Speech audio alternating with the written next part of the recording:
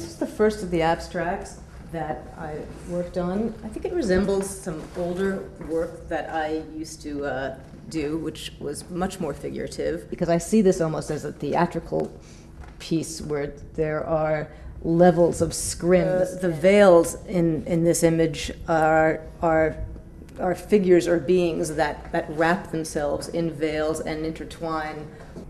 It's a contrast between involvement and isolation for me. That's what it means to me. I don't plan these images, but I find that they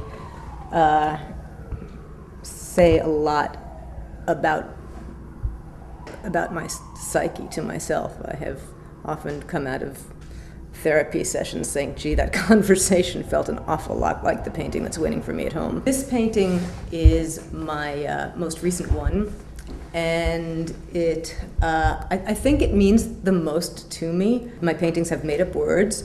This one is a straightforward anagram of reunion. It's called Arianu. A friend of mine came and saw it, and she said she thought it was the saddest thing she had ever seen, that there was something reaching out into an area that was so full of fragmentation. I think there's a lot of movement that goes up and down and within and intertwined. It just feels like me to me.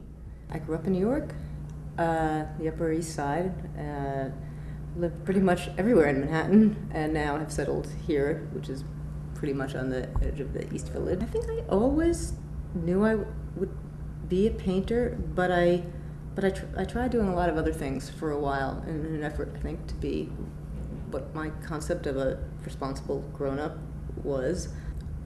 For me, it really started with drawing.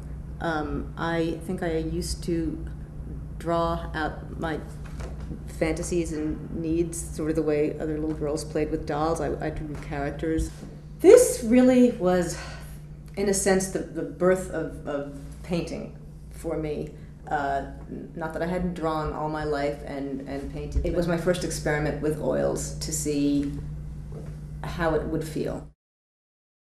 Well, this painting was one of my very, very fast ones. I believe I did this well within an afternoon. And it is happy, it's almost springtime colors. It has very little dimension and depth and complexity. It's antithetical to, I think, the way I see myself, the way I paint, the way I really enjoy painting, but I knew it was good for me in a sense, because it was something that just said, I'm here, I'm fast, I'm happy, I'm carefree. I absolutely had a meltdown on this painting.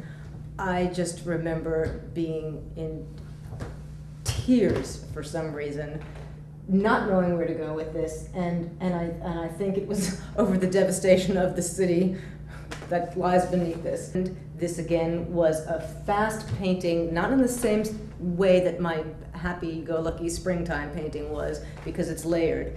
And I think if it weren't for the ruins underneath this, it wouldn't have the depth that it does. And I felt like it was a friend who needed therapy, and I helped her out.